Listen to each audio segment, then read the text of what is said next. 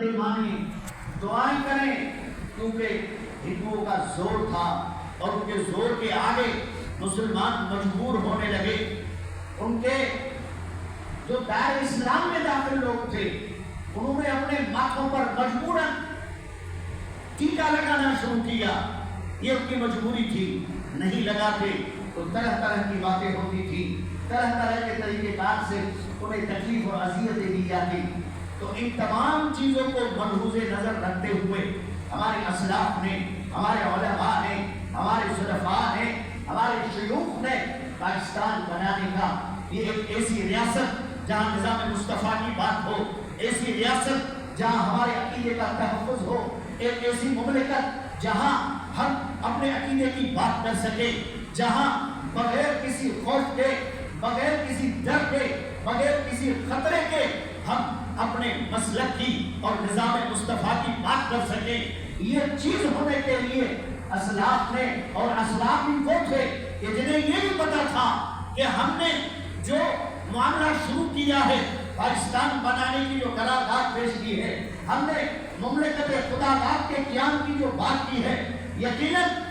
ممکن ہے کہ ہم سے ہماری ملکیتیں ضبط ہو جائیں، ہم سے ہماری عزتیں چھینی جائیں، ہم سے ہمارے بچے چھینے جائیں، ہم سے ہمارے والدین چھینے جائیں، ہمارے لیے قتل و غارت گیری کا عذاب گرم ہو۔ یہ انہیں پتا تھا کہ یہ چیزیں ہو سکتی ہیں، لیکن انہوں نے کہا یہ سب چیزیں قربان کر سکتے ہیں،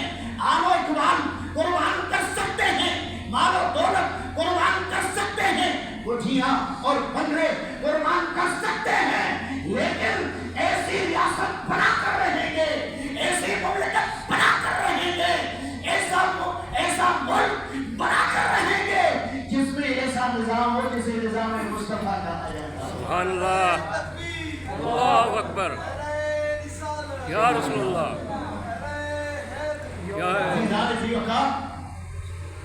تو اسلاف نے، علماء اہل سنت نے ایک کردار ادا کیا، اپنی جان کی پرواہ نہیں، مال کی پرواہ نہیں، اولاد کی پرواہ نہیں، ملکیت کی پرواہ نہیں، پرواہ صرف یہ تھی کہ ایسی مملکت ہو جہاں نظام مصطفیٰ کا قیام ہو، جہاں ہمارے عقائد کا تحفظ ہو۔ اور آپ جانتے ہیں کہ انگریز نے، اور یہ جو تحریک چلی، یہ تو پاکستان بننے سے کم و بیش 100 سال پہلے چلی۔ 1850 کے بعد 1857 میں علوموں اس کی بنیاد رکھی گئی، اور امام اہل سنت آپ کے اور ہمارے امام حضرت شاہ احمد رضا فاضل بریلوی رحمۃ اللہ تعالی علیہ، یہ وہ شخص تھے جنہوں نے اس چیز کی بنیاد رکھی کہ ہندو الگ ہیں، مسلم الگ ہیں، ان کی ریاست الگ ہونی چاہیے، ہماری ریاست الگ ہونی چاہیے۔ یہ الگ بات ہے کہ جب انہوں نے یہ بات کی تو بہت سارے علماء بھی ان سے نالا ہوئے، کچھ عقیدے کے علماء، ان کے مولوی بھی ان کے مخالف بنے، لیکن انہوں نے ہمت نہ ہاری اور انہوں نے یہ چیز کی، اور اللہ تبارک و تعالیٰ کے فضل و کرم سے ملک پاکستان کے ماض وجود میں آنے سے پہلے وہ تو اللہ کی بارگاہ میں پہنچے، لیکن انہوں نے جو بیج بویا، انہوں نے جو ایک درخت لگایا، انہوں نے جو ایک پودا لگایا، اللہ تبارک و تعالیٰ نے آپ کے اور ہمارے اسلاف بزرگوں کے خون سے جو اس پودے کو تقویت ملی، اللہ نے ہمیں خدا داد ملک پاکستان عطا فرمایا۔ سبحان اللہ۔ عزیزان ذکر صاحب علامہ فضل خیر آبادی رحمۃ اللہ تعالی علیہ، ایسا نام کہ جنہیں سزائے کالا پانی دی گئی، اور وہیں پر ان کا انتقال ہوا، ان کا وصال ہوا۔ علماء اہل سنت نے بہت قربانیاں دی، اور پاکستان بنانے پر، ایک اسلامی جمہوریہ بنانے پر، اب پاکستان کا نام نہیں ہے، اسلامی جمہوریہ کا نام ہے کہ ہم ایک اسلامی ریاست بنانے جا رہے ہیں۔ حضرت علامہ بادشاہی رحمۃ اللہ تعالی علیہ یا پیر رحمان کی رحمۃ اللہ تعالی علیہ، علامہ مراد آبادی رحمۃ اللہ تعالی علیہ، ایسے لوگ تھے، حضرت قبلہ پیر مہر علی رحمۃ اللہ تعالی علیہ، ایسے لوگ تھے کہ ان کا یہ عقیدہ تھا کہ اگر محمد علی جناح بھی کسی زور مار کے نیچے آ گئے اور انہوں نے ایک اسلامی ریاست، ایک اسلامی جمہوری ریاست بنانے سے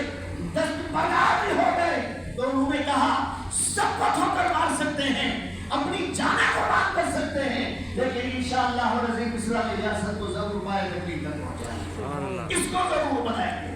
اور انہوں نے کہا، فرمایا علامہ بداوی رحمۃ اللہ تعالیٰ علیہ، محمد علی جناح رحمۃ اللہ تعالیٰ علیہ کو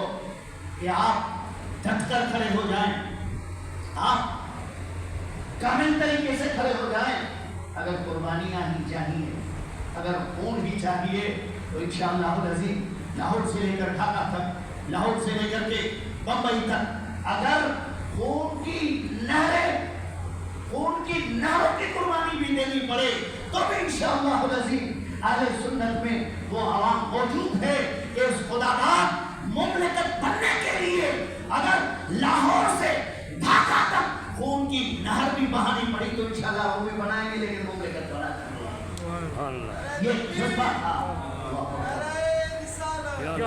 یہ ایک جذبہ تھا، ایک جذبہ تھا اہل سنت کے علماء میں، اہل سنت کے مشائخ میں، اہل سنت کے صلحاء میں، جس جذبے کی بدولت، جس سچائی کی بدولت اللہ تبارک و تعالی نے ہمیں یہ عظیم مملکت عطا فرمائی، یہ عظیم ریاست عطا فرمائی، عظیم ملک عطا فرمایا کہ آج ہم اللہ کے گھروں میں، بیت اللہ میں عبادات کر رہے ہیں، نمازیں ہو رہی ہیں، اذانیں ہو رہی ہیں، تکبیرات ہو رہی ہیں، عیدین کے بڑے بڑے اجتماعات ہو رہے ہیں، بڑے بڑے چوکوں میں حضرات عزیز و احترام، یہ ملک خداداد پاکستان اگر قائم ہے تو یہ اہل سنت کی اسلاف کی قربانیوں کی وجہ سے قائم ہے۔ اب ہمیں اپنے گریبان میں جھانکنا ہے۔ میں نے جو پہلا جملہ ادا کیا کہ پاکستان سے پہلے بھی ہم مسلمان امیر تھے، ہمارے پاس کوچیاں تھیں، ہمارے پاس بنگلے تھے، ہمارے پاس اہل و عیال بھی تھا، پھر ہم نے کیوں بنایا؟ جس وجہ سے بنایا اب بچ گیا، اب بھی ہم خوشحال ہیں، اللہ تبارک و تعالی نے ہر کچھ عطا کیا ہے، تو کیا جس نظریے کے تحت یہ ملک اسلاف نے بنایا ہم اس پہ چل رہے ہیں؟ جس نظریے کے تحت یہ ملک معاشر وجود میں آیا، یہ قربانیاں دی گئی، آپ کے ہمارے اسلاف نے اپنی گردنیں کٹا دی، کیا ہم اس پر چل رہے ہیں؟ عزیزان عزیز وقت ہمیں اس ملک کی قدر کرنی چاہیے، ہمیں اس ملک کا خیال کرنا چاہیے، اس ملک کے نظام، قواعد اور قوانین کے لیے ہمیں کردار ادا کرنا چاہیے، اس ملک کی ترقی کے لیے اللہ کی بارگاہ میں دعائیں کرنی چاہیے، اپنے بچوں کو، اپنے اولاد کو ملک پاکستان کے لیے جن اسلاف نے قربانیاں دی ان کی تواریخ پڑھانی چاہیے، ان کو بتانا چاہیے کہ کس نے اس ملک کے بنانے میں کردار ادا کیا اور وہ کون تھے۔ کچھ تو ایسے بھی تھے نا، کچھ تو ایسے علماء تھے، بلکہ زیادہ تر ایک طبقے کے علماء پاکستان کے مخالف تھے، لیکن کچھ ان میں تھے، حتیٰ کہ مولانا اشرف علی تھانوی، مولانا مفتی محمد شفیع جیسے، علامہ عثمانی صاحب جیسے، علامہ مظفر صاحب جیسے، یہ وہ تھے جو دوسروں کے عقائد رکھنے والے تھے، لیکن اعلیٰ حضرت کے شانہ بشانہ یہ کھڑے رہے۔ اور علامہ شبیر عثمانی کا جب انتقال ہوا تو جو مخالفین تھے اور اکثریت اس طرف تھی، وہ یہ کہنے لگے کہ شبیر عثمانی کی قبر میں ان کو عذاب دیا جا رہا ہے، اور یہ عذاب اس لیے دیا جا رہا ہے کہ انہوں نے پاکستان بننے میں کردار ادا کیا تھا، انہوں نے امام اہل سنت اعلیٰ حضرت فاضل بریلوی رحمۃ اللہ تعالیٰ علیہ کا ساتھ دیا تھا۔ اس کے بعد علامہ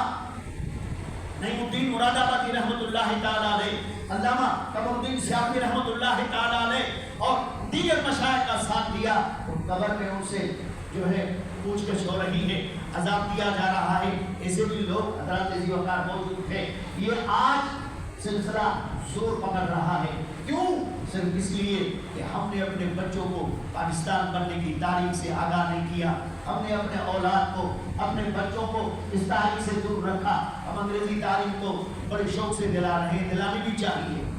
انکار نہیں ہے، اختلاف نہیں ہے۔ ہم دوسرے سبجیکٹ پر تو بڑی کوشش کرتے ہیں